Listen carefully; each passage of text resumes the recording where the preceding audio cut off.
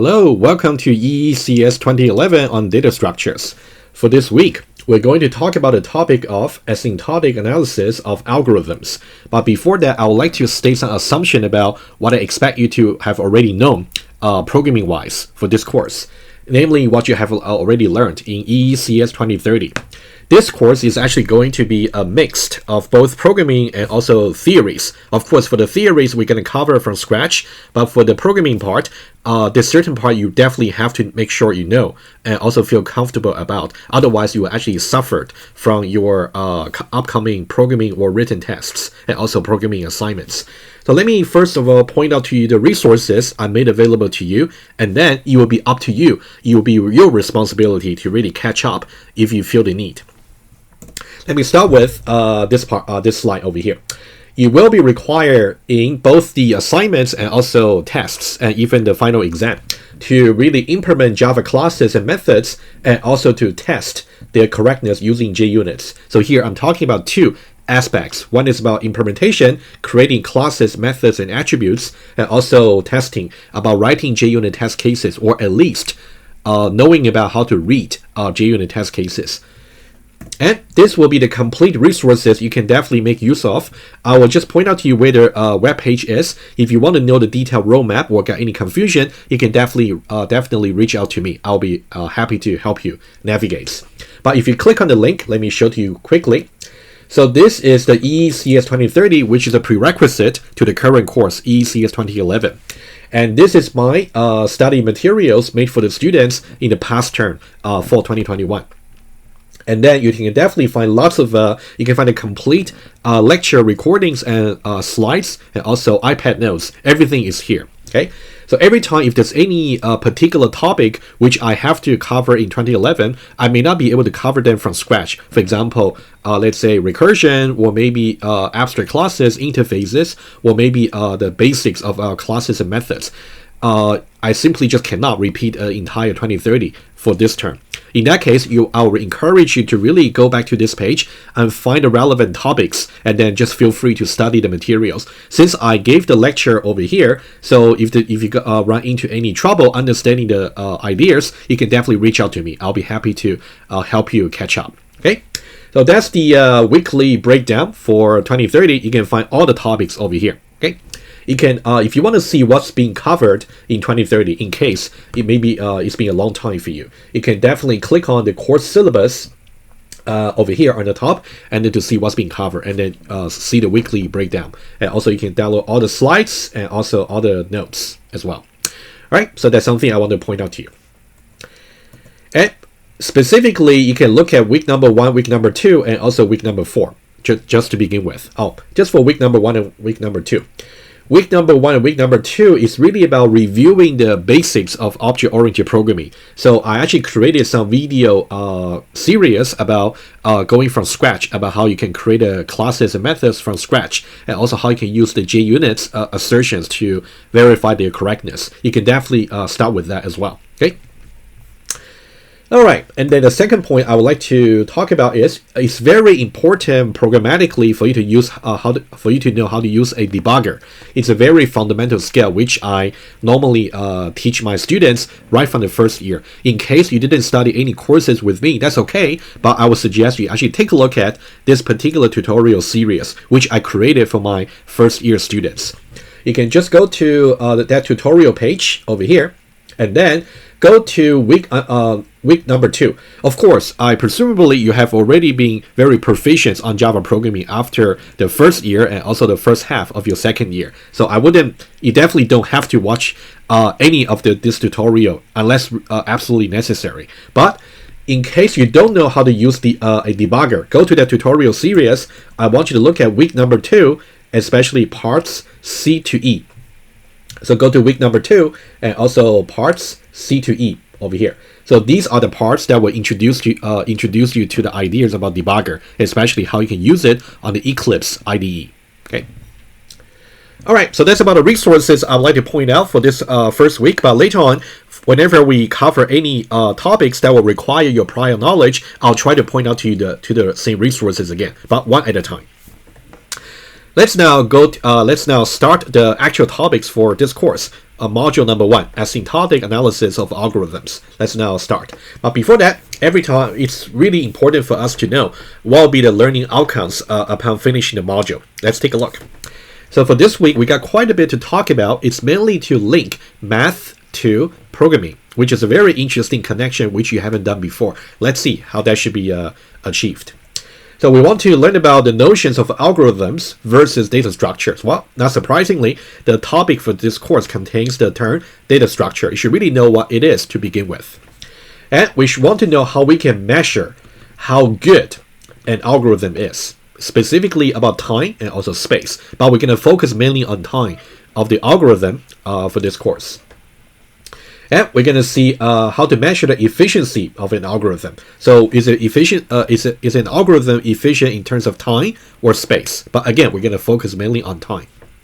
And we're going to see for you to really measure the efficiency for algorithm, we're going to start with the more intuitive measurement means, which is about doing experiments. And then we're going to see how we can abstract about the experiments using mathematical functions. That's something we'll do as well around the later parts for the module. And then we're going to understand the purpose of asymptotic analysis. If you actually look up this word, asymptotic simply means towards infinity. So we want to think about whenever you want to handle certain inputs, let's say an array.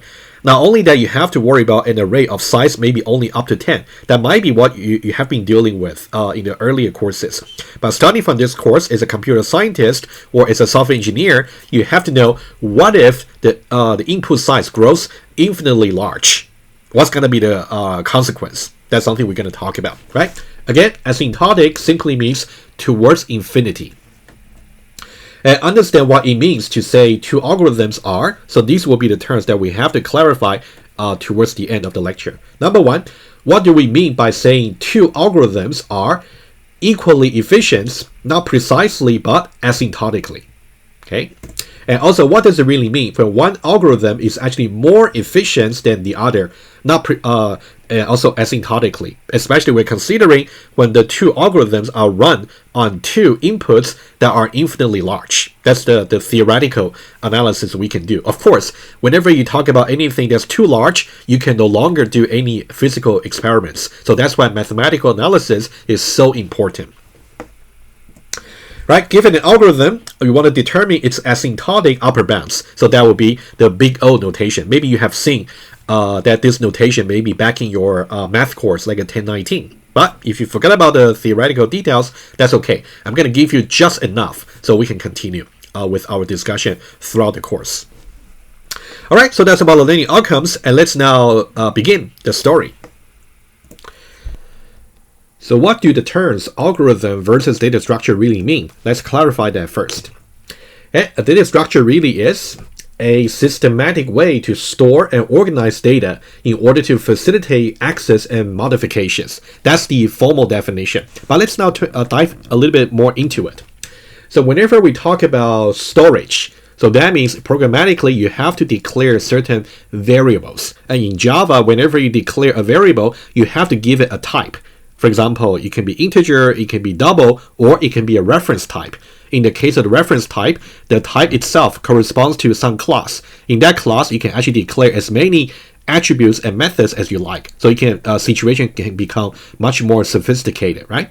So whenever we talk about data structure, in some way, you're trying to create certain type for you to actually manipulate.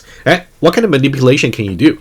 You want to make sure you can access and also you can modify. So here's a certain analogy for you. Think about access is more like defining accessors. So you're trying to return something from your objects without modifying them. And also modification, on the other hand, would be like mutators. You want to mutate or modify the object structure. So whenever you talk about data structure, we're going to talk about many kinds of data structure throughout the course, like a trees, graph, linked list, and also many others, actually, or stack-rank queues. Whenever we talk about each one of them, you have to know what's the typical way to really get access to, and also how to make modification for each of the data structure. So that's the idea you want to keep in mind. And It's never suitable for all purposes. There is not a single data structure that's actually perfect for all the purposes. Otherwise, there's no need to have a single course for data structure. We can just teach you that particular perfect data structure, right? It's hopefully that makes sense. But so that's why for every data structure we teach you, either basic one or the more advanced one, you want to make sure you know about its strength and also limitations, so you will be able to make a educated judgment about when to use what, right? That's very important upon graduating from this course.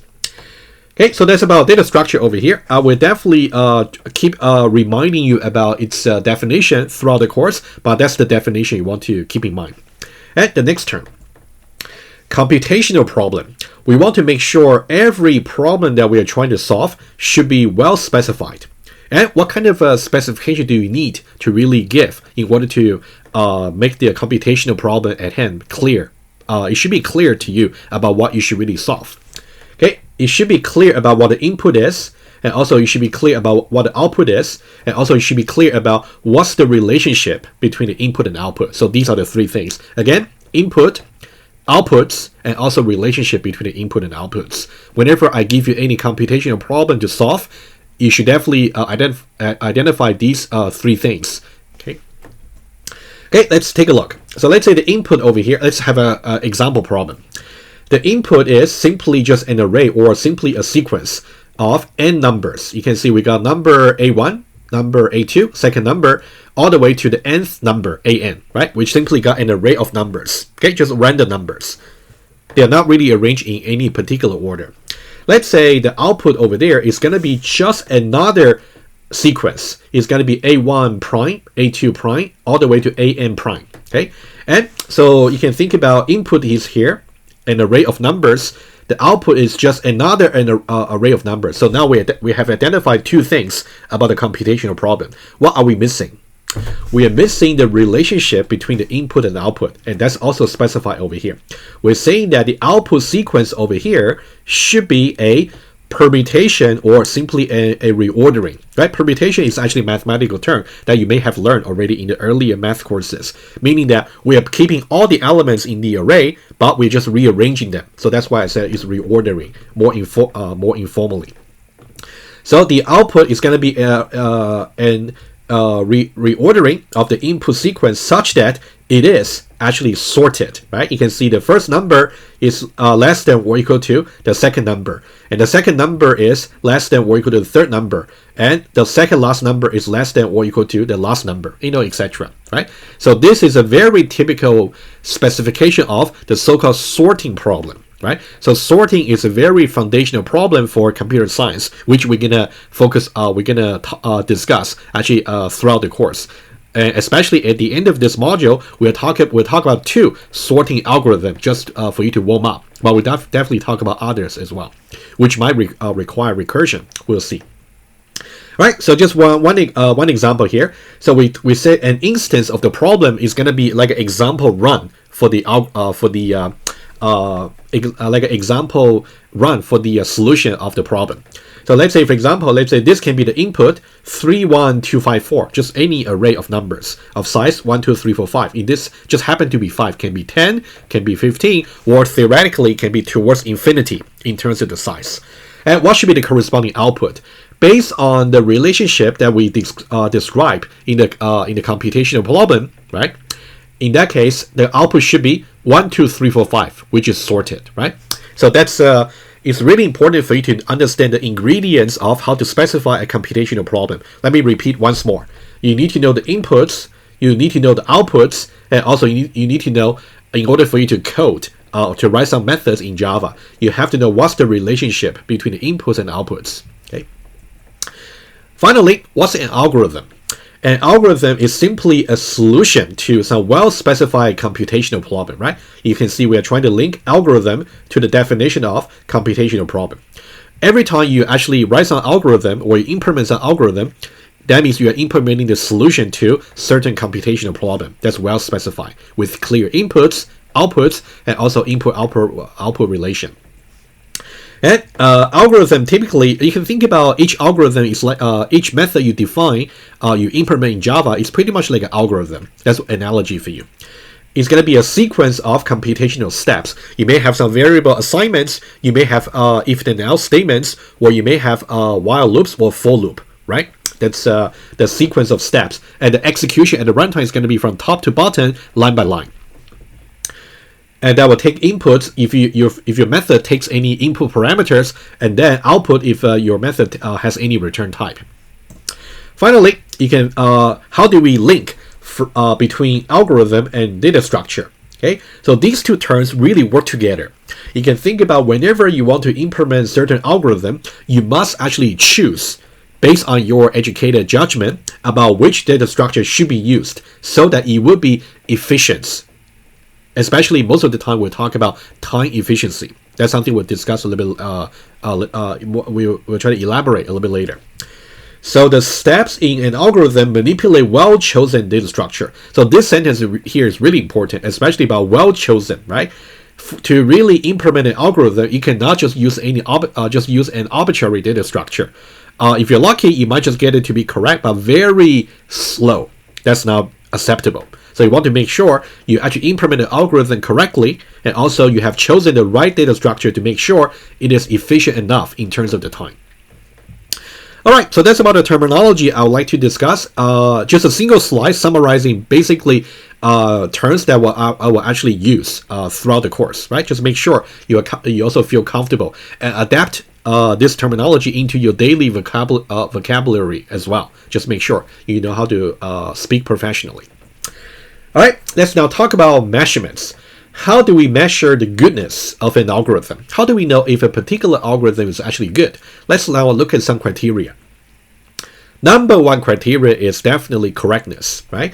Does the algorithm produce the expected output? And we have already learned how to actually ensure this from 2030 or even in the first year, which is about using JUnit test. Right? So whenever you're trying to write a JUnit test assertions, you have to say assert the expected value is matched by the return value of certain methods in your implemented classes, right? So for those of you who are not very familiar with JUnits, or you simply forgot about the details, need some brush up, refer to the resources I mentioned earlier, right? It's really important for you to know how to use JUnit tests to really to test the correctness of your implemented classes. You will definitely need it for assignments, for tests, and also exam. I cannot emphasize this more. So please make sure you do that on day one of this course. And also efficiency. So the second criteria is about efficiency, like how efficient your algorithm can actually run at the runtime. Okay. One is about the time, and the other one is about the space. Well, it should be quite straightforward about what they really mean individually. In terms of the time complexity, it's about the processor time. It's more than like a concrete measure about how, like, what will be the physical time that will actually lapse when you're running your algorithm. I'll show you some example experiments in a moment. And also, versus when you're running your algorithm, how much space it is going to take from your computer. In modern days, memory space may not be the issue anymore. That's back in the old days when the memory price is pretty high. But for nowadays, I think you can easily get like a terabytes of memory space. So that's not an issue. Okay. All right. So correctness is always the priority. That's something I want to emphasize, right? Even though you will be required to always argue about what's really the efficiency for the data structure, either you're taught or maybe something you implement. But don't forget, you always have to make sure your algorithm implementation is correct to begin with. What about efficiency? Oh, actually, before that, let me just emphasize again why correctness is so important. If we didn't worry about correctness, then in that case, I can tell you that I can give you a very, very efficient sorting algorithm that will run instantaneously, even for infinite sized input. How can I do that? Well, if correctness is not really a concern, in that case, I can say always I'll just print out hello world from my Java program, which will be very efficient and very because it's only one line of code to execute, but it's definitely very wrong. So that's why correctness is so important. You want to make sure in the computational problem that specify the input-output relation has been faithfully reflected on your code. That's so important to remember. Okay. Let's now move on to efficiency. Is time or space more of a concern? For as far as this course is concerned, we're going to focus more on the time. Okay, but sometimes we may have to worry about space as well. But we'll get there when we have to. Okay, so time is more of a concern than is storage, at least for this course. And solutions that are meant to be run on a computer should run as fast as possible, right? So here, when I say run on a computer, this is like a very physical measure, which I will show to you. But in order for us to really take advantage of our human brain, we should be able to analyze the algorithm efficiency without actually physically running the algorithm on the machine. We should be able to do that as a human, right? We'll see how to do that later.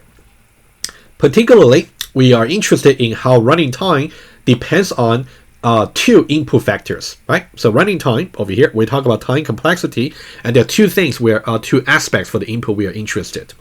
Number one is about the size. So you want to think about, is my algorithm going to make a difference between 10 elements versus 1 million elements? Of course, intuitively, running on the input with 1 million elements is going to take more time than 10 elements for sure. But how much more time is it going to require? It could be that the extra time is going to grow exponentially, or it's going to grow linearly, or the extra time is going to grow quadratically, right? So that will make a difference theoretically. That's something we'll explore as well. So there might be many ideas which I'm mentioning now, may be very new to you, but just try to absorb as much as possible. But once we get to the incremental parts, later part for the lecture, they will make more sense to you. So number two is about the structure of your inputs. For example, if you want to analyze how you can sort an array, sorting an array that's already sorted will definitely take much less effort than you actually try to sort an array that's hardly sorted, right? Of course, that's something we want to consider as well. But I think the most beneficial analysis for you to do is always think about the worst case. So you always want to think about, in order to claim the running time for your algorithm, you definitely don't want to quote just about the most ideal scenario where the array is already sorted, in which case it would just be like a click that you are done with the sorting. You should really say, my algorithm, in the worst case, where I'm trying to sort a hardly sorted array, is going to take this much time, right? That's actually the more accurate way to really characterize your the running time of your algorithm. We'll get there. So how do you determine the running time of an algorithm? Okay, so there are basically two ways to do it, and I should already mention.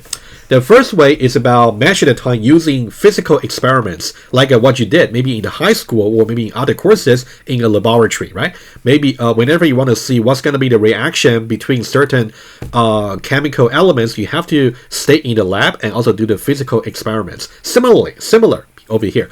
If you want to know how long your algorithm is going to run, you have to run the algorithm on some inputs on your computer. Well, is the computer going to be a Mac, Windows, or maybe Linux? That should be something you have to decide as well, right? We'll get there. The second one, which will be what we're going to do, starting from the second module. You want to know what's going to be the mathematical function that can characterize the algorithm running time in terms of the input size. For example, y is equal to f of x, where where y is actually running time and x is really the input size, right? Something like that. So that's number two is definitely the ultimate goal that we would like to teach you. But before that, we'll rather give you a little bit idea about how to do number one, just for completeness.